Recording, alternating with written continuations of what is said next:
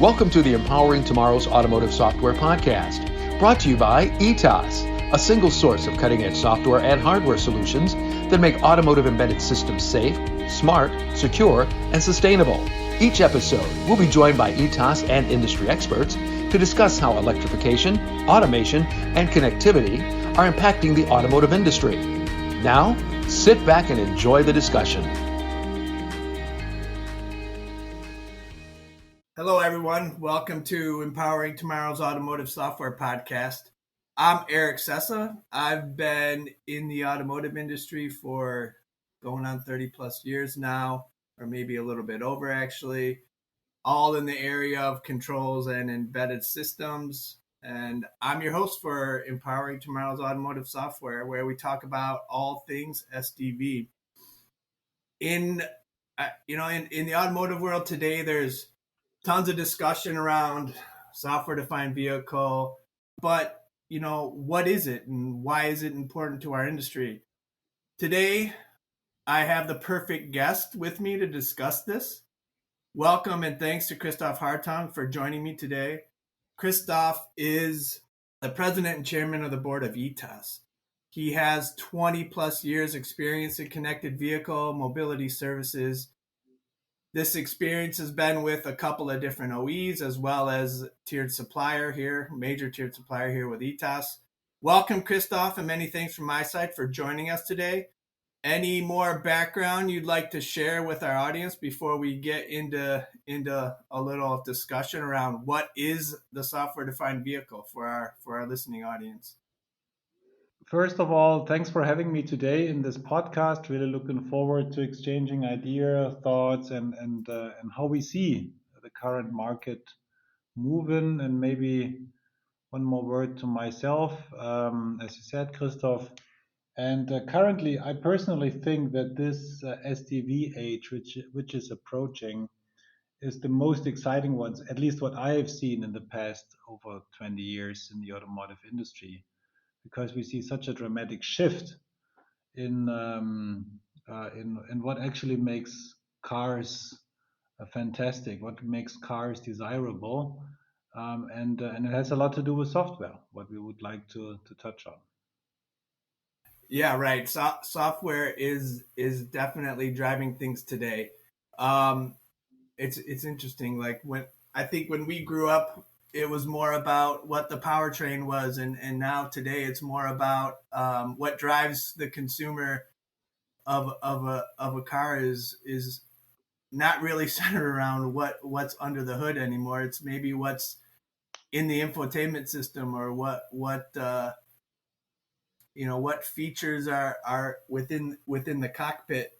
So maybe let's dive in, Christoph, and for the audience here today, maybe give in your words an explanation of really what is the definition of a software defined vehicle. Yes, sure. And if you look in general at software and what we're seeing in more or less all verticals and industries in the last years with this transformation, with this digitization tornado, you already said it, that the value added services and what is perceived as desirable has completely changed in mobility as such, on how we organize our mobility, how we drive vehicles, what we use while we're driving, the influence of autonomous driving. And really taking this into consideration, it comes to the point that the way on how we are architecting vehicles is also dramatically changing.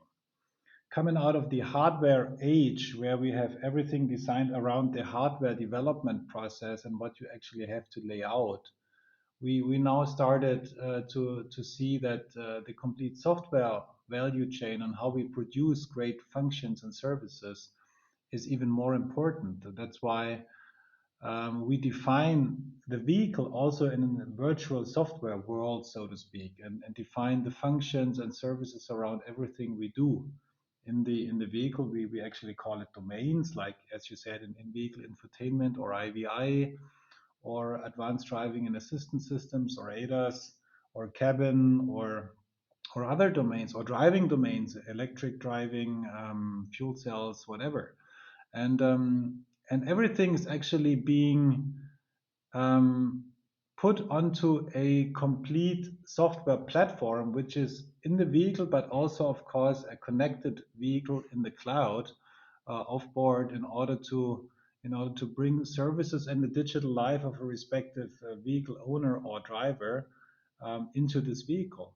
And whatever we need in order to build these functions on a software basis to bring it in for IVIs, for ADAS, for cabin, for drivetrains, that's what we call a software defined vehicle. We are defining what the customer is experiencing in software and not as in the previous ages in mechatronics or in hardware. This is the big difference. So beyond the consumer, like, what do you think is really driving this shift from really defining a vehicle based on hardware to based on software? Is it the autonomous, the really reaching level 5 or full autonomous, fully autonomous vehicle, or is it the consumer's, let's say, the consumer's desire or the consumer's push for a different user experience, or is it both? Maybe, I don't know. No, I would say the later one.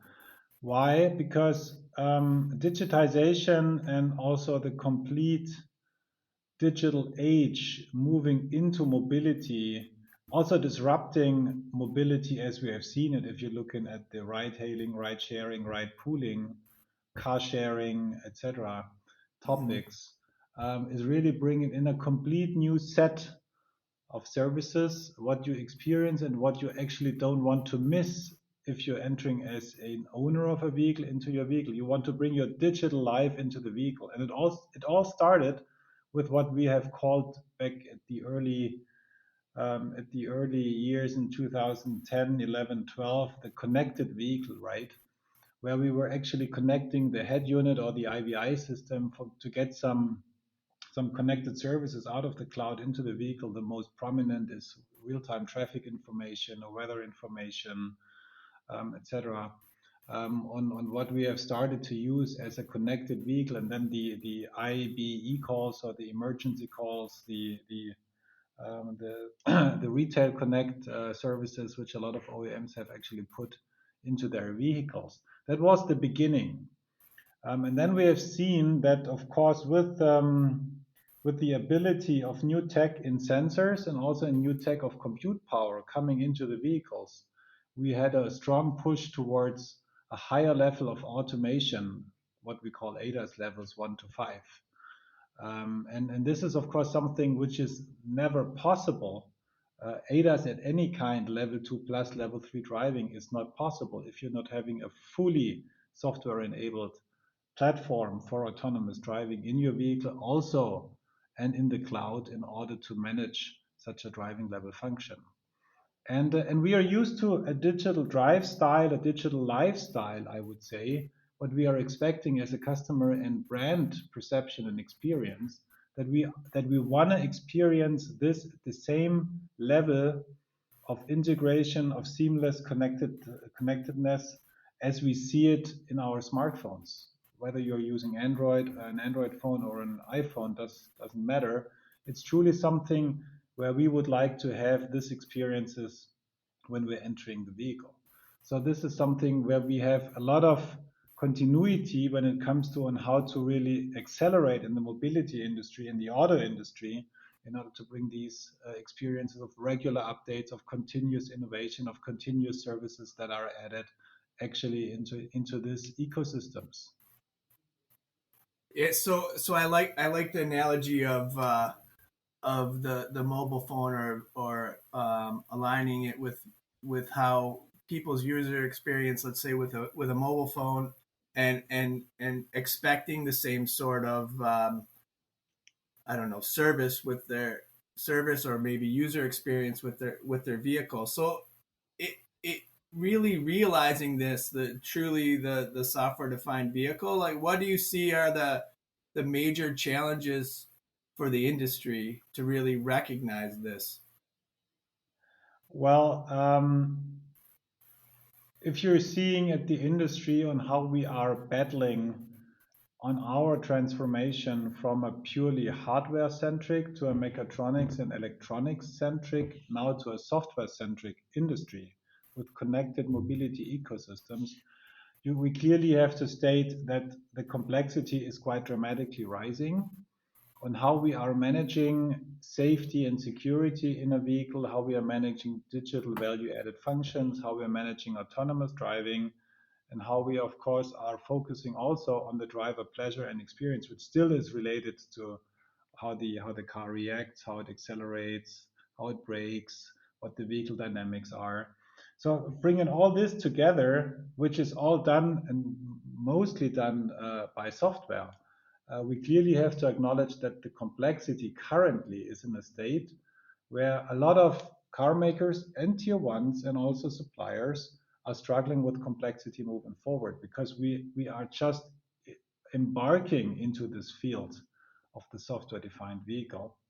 So from that perspective, there are a lot of chances, but we also have to learn and to reinvent ourselves moving forward on how we can actually manage that and how we can bring clear outside in perspective, customer value perspectives from an outside in perspective into the vehicle, into the code for the services, what actually brings value add for our customers.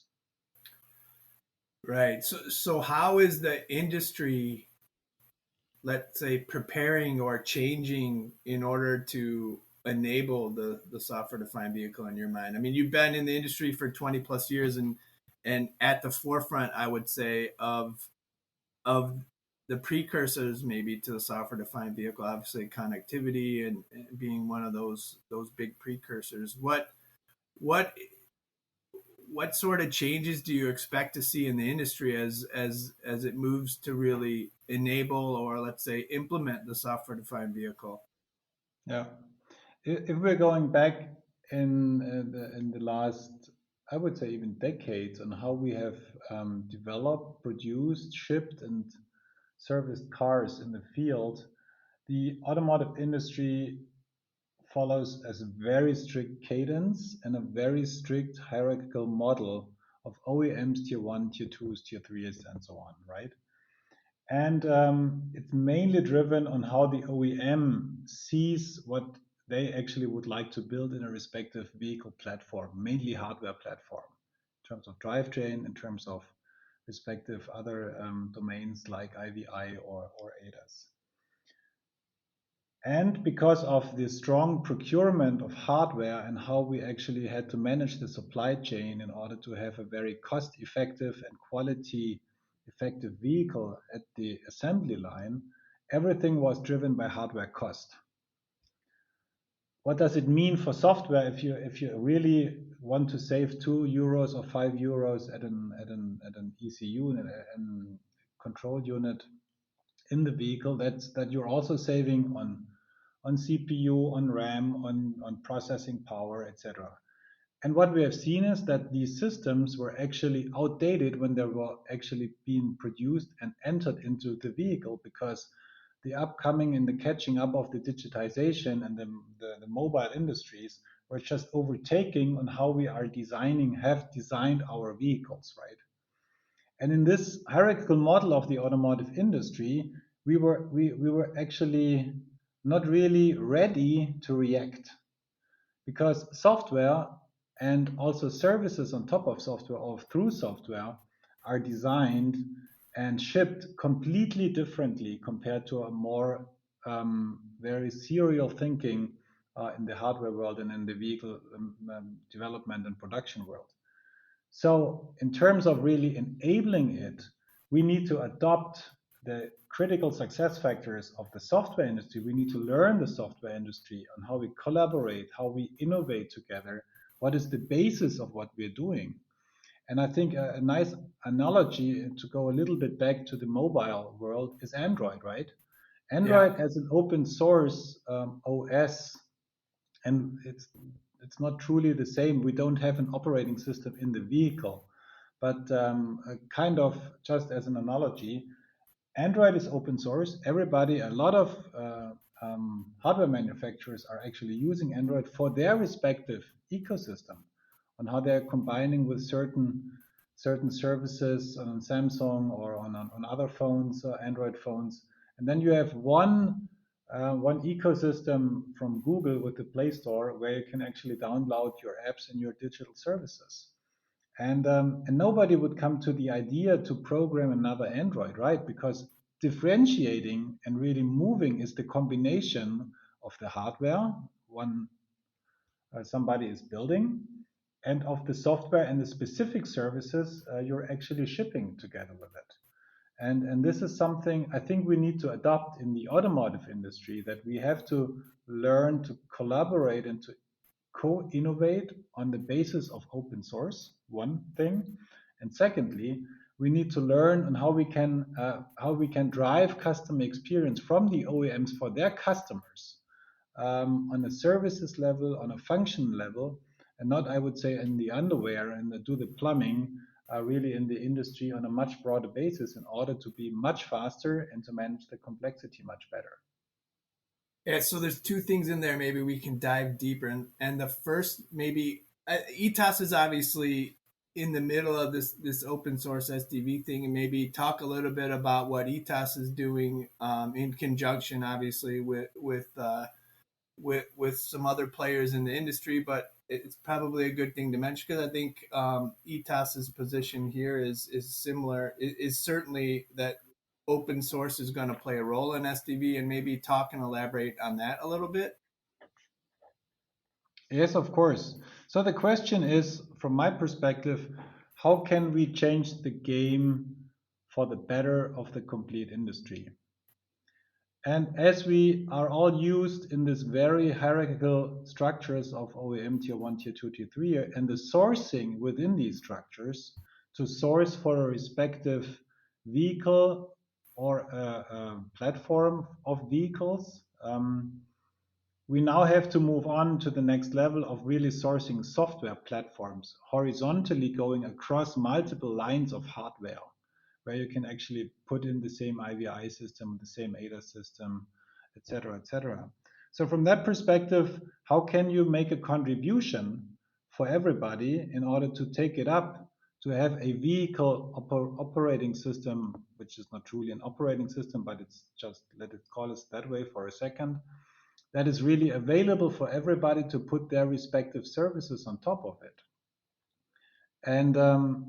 And this is what we would like to push in a very broad extent now under the lead of the in the Eclipse Foundation, which is an open source foundation, with a lot of the tier ones and also with a lot of the OEMs now, really bringing together digital players like Microsoft, which is a partner of ETAS, bringing together the other tier ones, and bringing together a couple of the biggest OEMs, really coming together under the umbrella of open source and discussing what is actually needed to build this foundation, what is needed to manage that complexity and to make the focus not on the underwear and the plumbing, but to make the focus on the value add of the services for the respective OEMs or their systems they would like to build.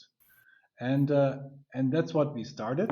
There's another open source initiative started by ARM, which is this SoC and chip designer company out of the UK. They started more or less at the same time a open source initiative called Sophie. And we are in very well alignment and also in cross membership together. So we are part of Sophie and ARM is part of software defined vehicle. So in order to really keep these topics in sync and aligned, as we are really pushing the same idea into the industry, that we need to start to collaborate and to co-innovate what I have already said, really moving forward.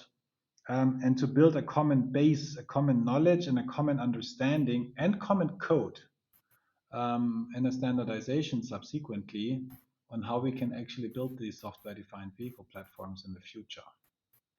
Yeah, I think we probably have a topic for another podcast. Is just the whole open source topic, because I think it's you talked about switching gears in the way let's say the auto industry looks at software, and I think open source is one of those key topics around that switching gears or metamorphosis maybe.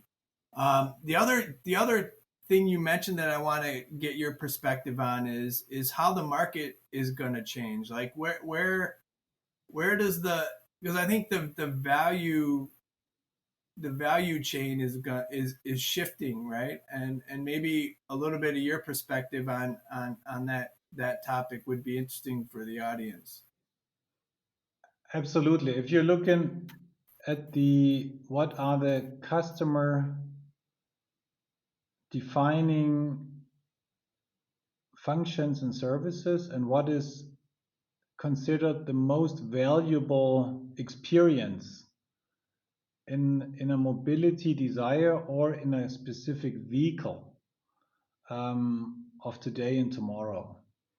We see this in all, that's not only in the automotive or the mobility industry, we see that across all industries that there's a heavy push, of course, towards digitization and the rising of ecosystems and respective, I would say, experience worlds in such ecosystems. So how you experience a mobility or how while driving a vehicle, for instance.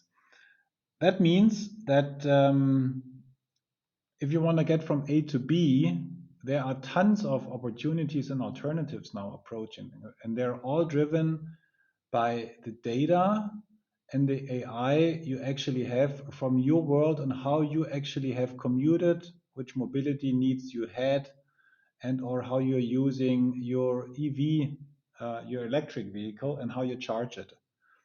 With this, all these informations are coming together for you as a person, but also for your family or your surroundings, and making this as easy as possible. And this is a big shift of what we started at the beginning of our podcast.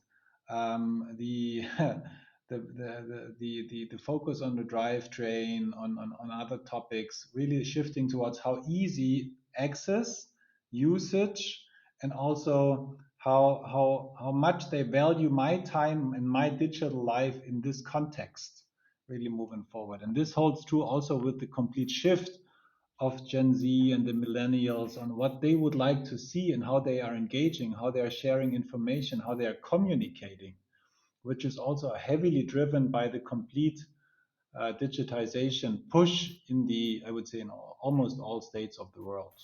So how do you see the OEs themselves, or the car manufacturers themselves, shifting to address that market? There's actually a very high uncertainty in the market. Should they invest into mobility formats and services?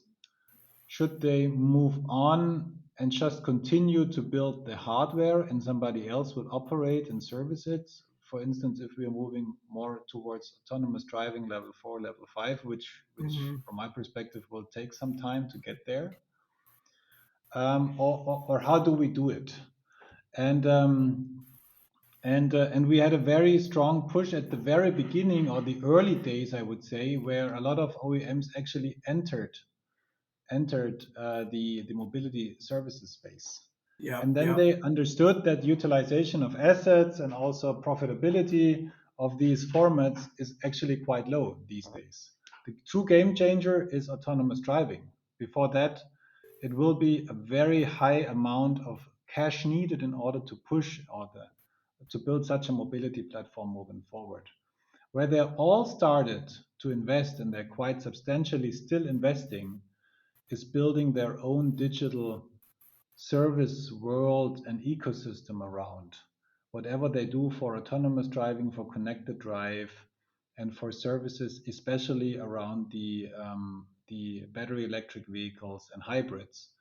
As only if you're operating fully connected, fully integrated into charging networks, into your personal drive style, personal drives, for instance, for preconditioning, etc., etc. You need to fully connect to the digital world of your customers, and this is where the OEMs are heavily investing, especially the bigger ones. Also, the services around the electric vehicle, like charging or connected services. Yeah, I think this is probably even another topic we could dig deeper into for sure.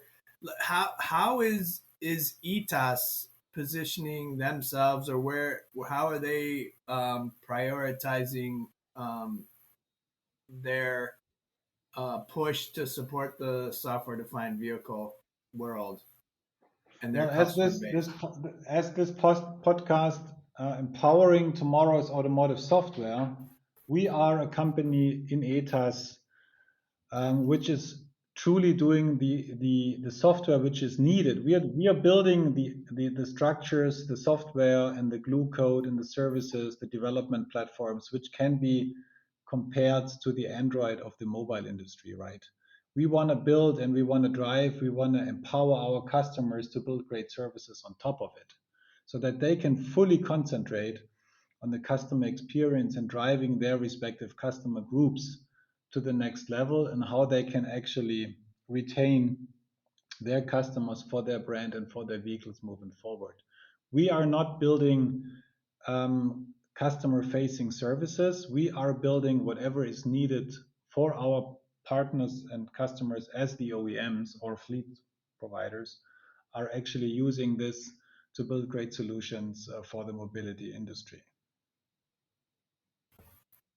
Well, Christoph, I really appreciate you spending a little bit of time here and chatting about really what is the software defined vehicle. And I really like the analogy to the mobile phone industry, and creating a rolling phone is the target of the automotive industry.